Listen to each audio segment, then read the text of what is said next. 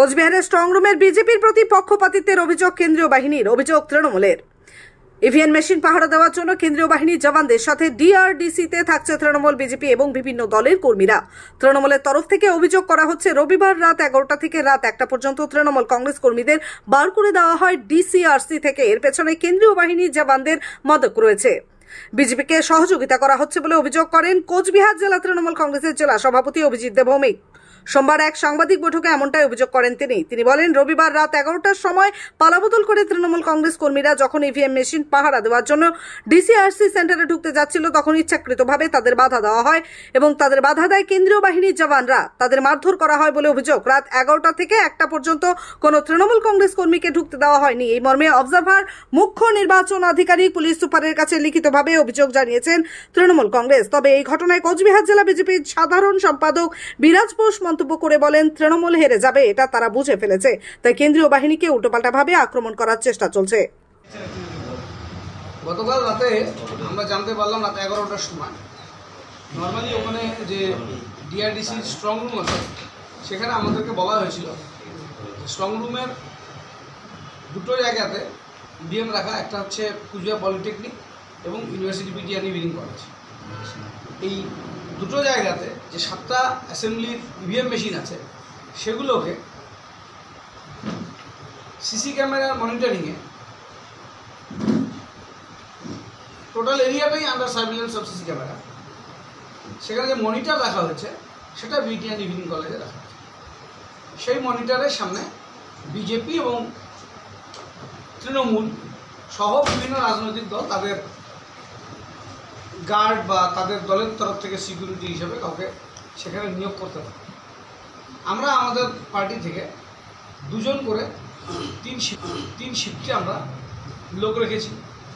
সেই লিস্ট আমরা সম্মানীয় জেলা শাসক এবং যারা পুলিশ আধিকারিকরা আছেন তাদের কাছেও সেই লিস্ট আছে। কাজ চলছিল 2 দিন। গতকাল রাত 11টায় আমাদের যখন চেঞ্জ হবে স্টাফ, আমাদের 2 জনকে আর ঢুকতে দেওয়া হচ্ছে, নতুন করে কাউকে ঢুকতে দেওয়া হচ্ছে না। এবং যারা 2 জন বেরিয়ে আসছেন তারা বলছেন যে তাহলে আমরা থেকে যাই, তাদেরকেও বের করে দেওয়া হচ্ছে। সেই সময় তাদেরকে অশ্রাব্য গালিগালাজ, তাদেরকে অপমান অসম্মান করা, আমাদের পার্টির নামে বাজে স্ল্যাং ইউজ করা, এই কাজগুলো ওখানে হয়েছে। যিনি অফিসার ইনচার্জ ছিলেন তিনি নিজে ড্রাঙ্ক ছিলেন।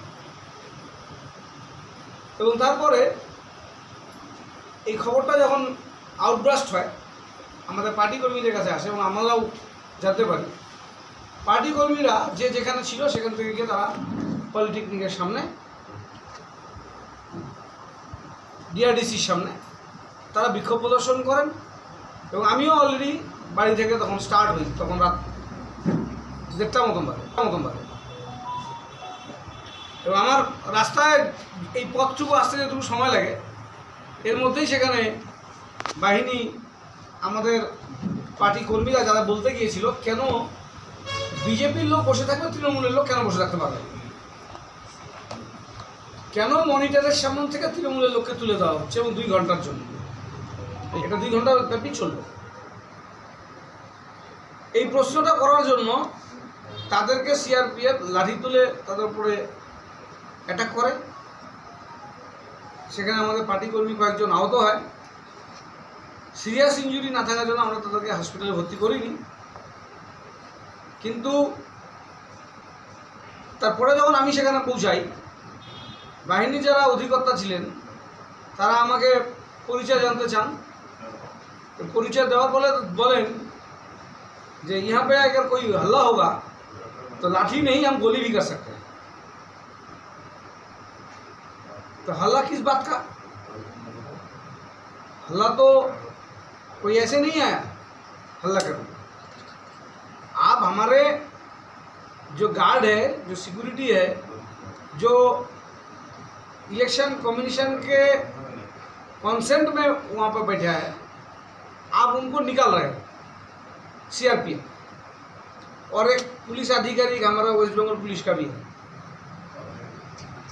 आप उनको क्यों उठा रहे हो, किसके कहने पे, किसको क्या सुविधा मिलने वाले हैं, किसको क्या सुविधा मिलेगा अगर हम वहाँ पे कुछ देर तक एब्सेंट हो जाएंगे। हमारे नज़र सीसी कैमरा की उस सर्विलेंस से, उस मॉनिटर से हमारा नज़र हटा के आप क्या करना चाहते हैं, ये एक सवाल सामने आ गया है। सीआरपीएफ का जो एग्रेसिव एटीट्यूड है वो अच्छा नहीं था। हाँ, दो एक था जिसका एक विवेक है, वो विवेक बुद्धि से बात कर रहा था।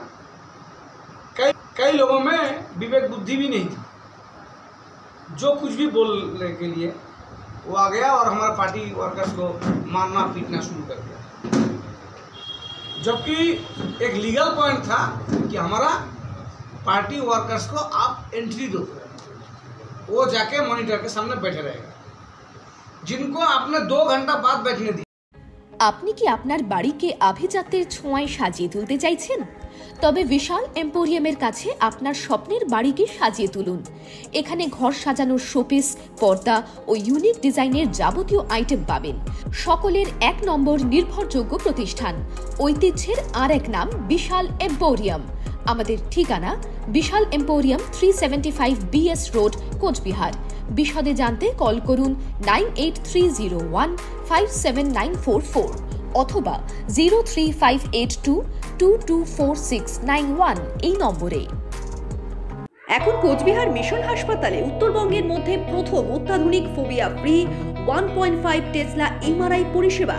এছাড়াও endoscopy, colonoscopy, ERCP, CT scan, আল্ট্রাসোনোগ্রাফির মতো গুরুত্বপূর্ণ পরিষেবা রয়েছে। মিশন হাসপাতাল, চকচকা, কোচবিহার। বিশদে জানতে কল করুন